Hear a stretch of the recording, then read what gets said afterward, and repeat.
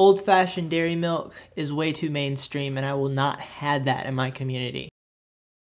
Hi friends, I hope you're having a lovely day and week so far. Hope you've been productive and creative and all those wonderful things, drinking your beverages. I got almond milk today. I'm partying hard. I might go lift a car off of a burning building, you know, because I have the power thanks to almond milk. Sponsor. So today, we're going to do something a little bit different. We're going to talk about post-processing, which is really exciting. Post-processing is something that I'm very passionate about, but I haven't really talked about too much. And I think now is the time, because on one of my videos, on my most recent video, Francisco Arellano, hope I'm close on that, asked if I would make a video about my post-processing process of processing. And so since all my video ideas come to me at night as I'm falling asleep anyway, it's not much different that I would receive that idea in a comment. So I'm using that as my driving idea force today, and we're gonna jump in and we're gonna check it out. Hopefully you guys learn something. Hopefully I'll bring you some value. So here we go. Do you have your almond milk yet? Alright friends, we are here inside of Lightroom. I absolutely love Lightroom. It's fantastic. I've used it for quite a while now. I used Photoshop before that, but I switched over quite a while ago and absolutely fell in love with it because everybody talked about it. I was like, oh, Lightroom's awesome. I missed the layers because honestly, Photoshop layers was amazing for helping a look. But anyway, that's all beside the point. That's not why we're here today. I want to first tell you guys about the why of why I post-process my photos, and then we can get into the how. I believe that post-processing your photos is a way to create depth and mood. And none of my photos go online without me post-processing them. It's an integral part of what I do. So the way I like to do that personally, you can post-process the way you want to. This art. Do your thing. Don't let anybody tell you you're doing it wrong. The way that I like to do that is I like to create film looks. I'm very passionate about different kinds of film looks, but specifically I really love this kind of faded, almost Polaroid-esque sometimes film look. And I try to create that with my work. But I love all kinds of film. Like I love Portra 400, like really kind of punchy film and different stuff like that. But basically that is my way of connecting with photos that I look at, because when I look at photos on the internet that have this kind of film look that I love, whether it be a landscape photo, street photo, whatever, well, when I look at these photos, it helps me connect with that photo in a deeper way. It helps me connect with that scene in a deeper way. And so I try to create that in my own work. So you can call me a hipster kid and just like, oh, you Instagram filter using son of a man beast. I get that all the time, and that's fine. You can think what you want, but you're wrong. I'm very passionate about film and about emulating film. So that's the why. So now we are going to talk about the how. The how I post-process my photos. I do it different ways for different kinds of projects, but for street people, I like to have the very consistent look. And I like to create a look that has these greenish shadows and is faded and a little bit desaturated. It's kind of hard to explain, but if you've seen my blog, and you're going to see it in what I'm about to show you, but if you've seen my blog, you know what I mean. I try to keep a very consistent look. It's very important to me. So everything that I edit starts with a preset. Starts with a lovely preset right here, and this is pretty intense right now, and but I would tweak this quite a bit. Now this preset has evolved into this preset. The last one was called Milky Green. This one's called Greenville. Like to have fun with my names because I'm a crazy person. So this is what I've been using recently for the most part. And so what I'll do is I'll basically start screwing with the sliders a little bit, and then I will change, sometimes I'll change the white balance, but not often. I really tend to leave that where it is. But I'll pull the exposure up. And what I like to do a lot of the time is I actually like to expose for the scene that you're looking at instead of the person. And so, you know, you expose like that, the person gets a little bit too dark. Now, that is not racist, I promise. I can write a blog post if I get enough complaints about that. But I'm not, and it's not a racist statement. I have a black friend. Moving on. So we're gonna bring up the blacks, ironically, so that we can expose that face back in a little bit better. If that was not technical language I just used, but so you know what I'll do. Like I said, I'll expose for my scene, and then start playing with these sliders to kind of bring detail back where it's needed and get it where it feels right to me. I am the most untechnical post processor you will ever meet in your life. It's all feel for me. I look at it, I go, that looks great. I connect with the way that looks, and it makes me happy, and I post it. Often after like 4 or 5 iterations. So I'll actually post a photo sometimes, and then I'll look back at it and I'll go, I don't like that. I'll post it like 4 more times. I'll like change the photo so that I can get it perfect.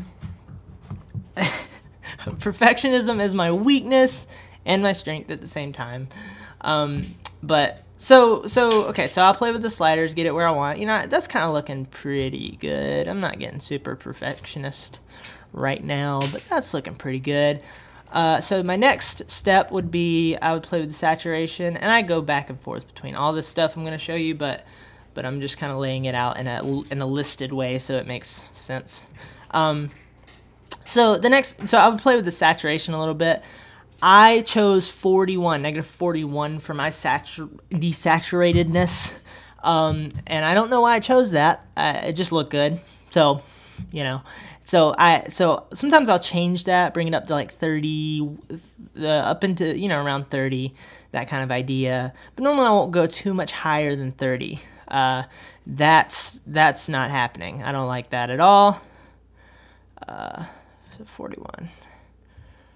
Boom. Okay, so next is the curves. Now, my presets are created 90% off of curves. I love curves. I'm going to get a tattoo of a tone curve on my left butt cheek, and that's how much I love curves. They're fantastic. Now, since I set this with the preset, I'm not going to change my tone curve that much at this point. I'm not, you know, I'm going to leave it where it is because I'm trying to preserve that consistency. So what I will do sometimes, I'll play with this, crush the whites a little bit, gives it more of a filmic look. Sometimes I'll play with this one. So, you know, I'll play with all of them every now and then. There's certain things I do a little bit more. Sometimes I'll pull this one up and down. The shadows are touchy for me when I'm trying to preserve that consistent look. What I do play with a good bit is the green channel. And this is how I create my green shadows, this kind of idea. And what I actually do, which is, I think, interesting, is I actually mix the green channel and the red channel so that it's not too terribly green. And if you were going after this look, I mean, I think it's a really cool look, but I like to fade the green out a little bit. I think that looks really cool. So I will play with that sometimes. Then I'll go into the highlights, and I'll pull the highlights down sometimes. And so that'll give this guy kind of a pinkish tone. If you've ever seen Black Hawk Down, the movie, it's my favorite movie. I was thinking about it. I don't actually remember when it was released, but it makes me angry. But whenever it was released, they shot it on this film that looked phenomenal. And the skies had this pinkish tint to them, and it makes me happy inside. And it makes me just want to find a child and kiss it. A random child that's not mine. So that's kind of what I would do. I'll move this around. Sometimes make it a little bit pinker or make it a little bit greener depending on what I need. That kind of idea. My dog's throwing things at my house. So it's fun. It's keeping him occupied, and that's all that matters. But if you hear things going around in the background, nobody's breaking in, but my My dog is breaking my television. So next, what I touch, oh yeah, but all these things, I generally don't mess with them too much. I really don't. Every now and then I'll play with certain ones, and I'll play with them more. Back up. You're in my leg space, Broham. Get out of my leg space. Oh, now you're wrapped around a cord. Ugh. Okay, dog's stuck to the wall. Okay. Okay, he's getting electrocuted. Okay, dog's on fire. All right. I gotta finish this video quick. Woo, okay. So next is, I smell burning. Next, oh wait, where was I at? I am so all over the place right now. This needs to come back together. Let's get the train back on the right track. Let's get the train, it's on the wrong track, it's heading towards another train. It's not even on the track, it's driving through a field. How does that happen? Moving on. I won't mess with these too much for the most part. Depending if on other photos, every now and then I'll play with different things. Sometimes I'll play with the split toning and things like that. But in general, I skip all those things and I will move down to grain. Now, I put a little bit of grain on every single 98% of my photos. I'll put a little bit of grain on it, between 10 and 20, sometimes a little lower. And one reason I do that is just because I really love the look of it. It helps you emulate film. I don't normally go too extreme with it, but it helps you. It's just that little 10% thing, and I've learned that the 10% things are so incredibly important in doing photography work or any kind of creative venture. Always focus on those 10% things. So I'll go between 10 and 20 generally. I already said that, so I'm gonna move on to something that actually matters. So I do it because I like it, but also when you do what I do with the shadows, where you kind of fade them out, sometimes they'll get a little splotchy and unnatural looking, and grain really helps with that. So that's the other reason I use grain.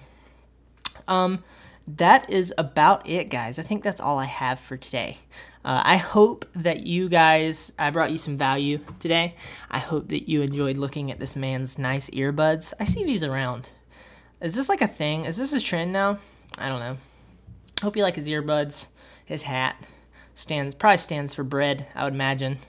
Bread hat. And his matching, he matched his colors really well. This guy's doing well for himself.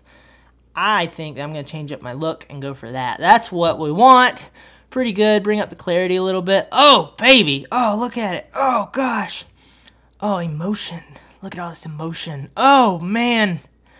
Can't even. I'm going to put it right. Oh, yeah. Temperature. Oh, look at that. Oh, it's just warm outside today. It's just so warm. Or it was actually cold, so let's go colder. Perfect. This has been James's post-processing process of processing. I love you guys. If I brought you value, let me know. Comment, like, subscribe. Tell your neighbor, even if they're not a photographer. And I'm out of here, guys. I'm gonna go get some more coffee. I love you guys. Have a lovely, lovely day. Go out and shoot and create awesome things. Goodbye, friends. Peace out. Peace to the world.